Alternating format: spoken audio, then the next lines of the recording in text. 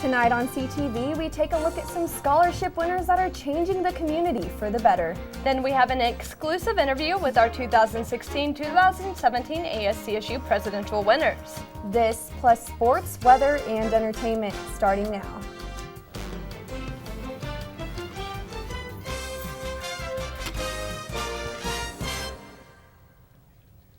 Thank you so much for joining us this evening, CSU in Fort Collins. I'm Bailey Lakey. And I'm Aislinn Carrillo. Well, we have just about a month left of school and registration has already started. Have you signed up for classes yet, Bailey? I actually have. I just signed up this Monday. I have a good mix of classes, and I'm really excited to start my junior year in the fall semester.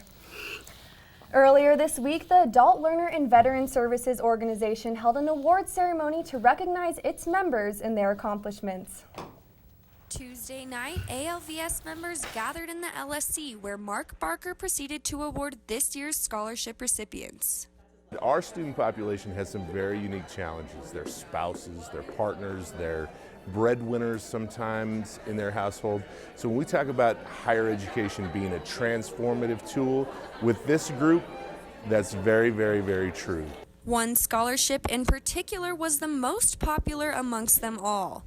This year, the Lineker Scholarship was awarded to a total of 12 people. Jonathan Jaskolka stood out above the rest of the students, leaving the ceremony with an absolute handful.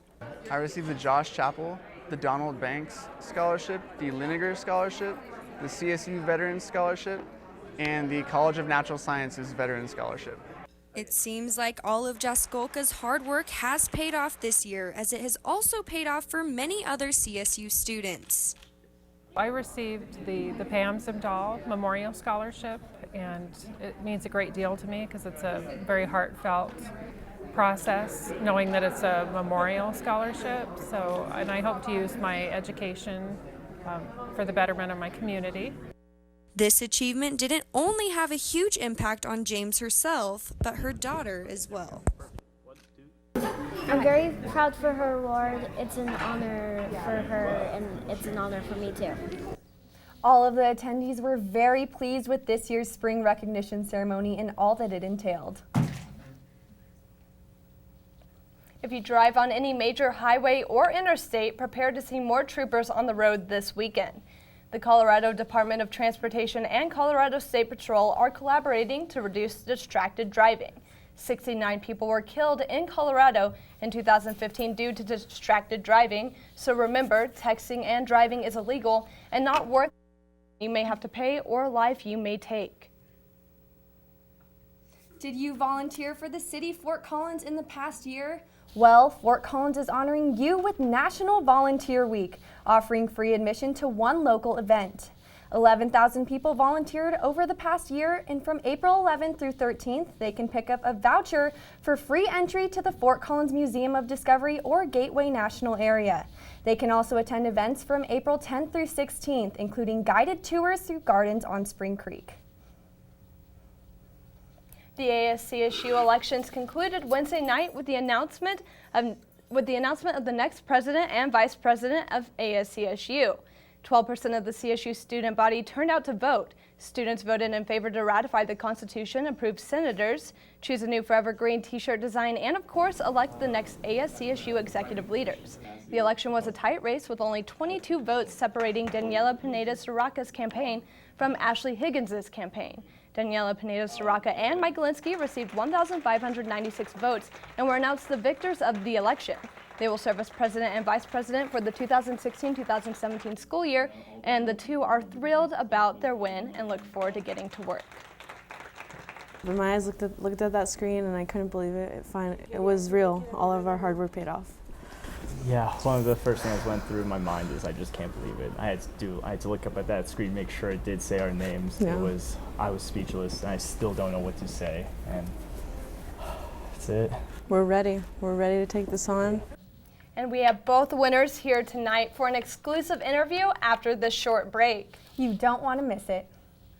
Tune in to KCSU, your student-run radio station at Colorado State University. Live 24 hours a day, every day at 90.5 FM and KCSUFM.com. Live local new music now, and news, talk, and sports. KCSU, the radio voice of Colorado State, on the air since 1964. You're watching CTV, produced by Colorado State University students, bringing you news, weather, sports, and entertainment from campus and beyond. CTV live Monday through Thursday at 7 p.m. on campus and Fort Collins on Channel 11. Repeats at midnight, 8 a.m., noon, and 2 p.m. The Rocky Mountain Collegian is your student-run news and information platform. Pick up your paper on campus or around Fort Collins Monday through Thursday with special editions Fridays. And check out collegian.com anytime for all the latest updates. News, sports, entertainment, opinion, and more. The Rocky Mountain Collegian, serving Colorado State since 1891. College Avenue has been your student magazine for the last 10 years. College Avenue prints once a month covering topics that are relevant to the CSU and Fort Collins community. We also print special editions like the graduation guides at the end of each semester, the best of CSU each fall, and the orientation guide each summer. Look for us on racks around campus, off campus, or online at collegian.com under the College Avenue tab. We have the winners of the ASCSU presidential race with us this evening. Congratulations, guys. Thank you, Daniela and Mike, for being with us tonight. Thank you for having us. So first question, just to dive in, tell me a little bit about your journey and what it's been like these past 2 weeks campaigning for the ASCSU president's race. To say the least, definitely a roller coaster. It started off with a lot of ambiguity, especially with the first part of the campaign week when I wasn't sure if I was going to have a vice president or if I was going to continue in the race. But luckily, Mike and I partnered up. We hit the ground running, and we're super excited. We can't believe this. We're still living a dream. Absolutely. Yeah, I think it was such a great time campaigning. Through the wind, through the snow, we had sunny days where we're just sweating out there.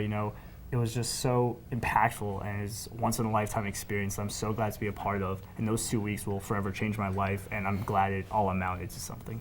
Yeah, and to go off of that, for you too, what was your inspiration and what really made you want to run for president and vice president? I guess in terms of vice president, I approached Daniela when I heard about her vacancy with, talking to her about her being an outsider and about her vision and my vision and coming together to form this insider and outsider perspective. And I thought that was something that was really beautiful and something really necessary for students, especially in ASCSU. And so after that, we had that discussion. We decided that this could be one of the best fits ASCSU could possibly have, and that's something that really impacted me. I'm really glad, and that's why I decided to run. And then personally, I was just having a conversation with a close friend, one night. I was in the midst of all the heat of ASCSU. There was just lots of headlines and negative feelings, and so I was just like, well, what would I have done if I was president, or what can I do? Can I run? Next steps were going to see what the process was like. I thought you had to have maybe some ASCSU experience before, but you didn't. So I hit the ground running with that again, and definitely because I've already been doing the work that I feel like that will be useful in ASCSU when it comes to inclusion, when it comes to collaboration with campus partners. I was already doing that at a minimal capacity. It was a great role, but I feel like I really outgrew it, and so definitely wanted to do it on a larger scale, and look where we are now.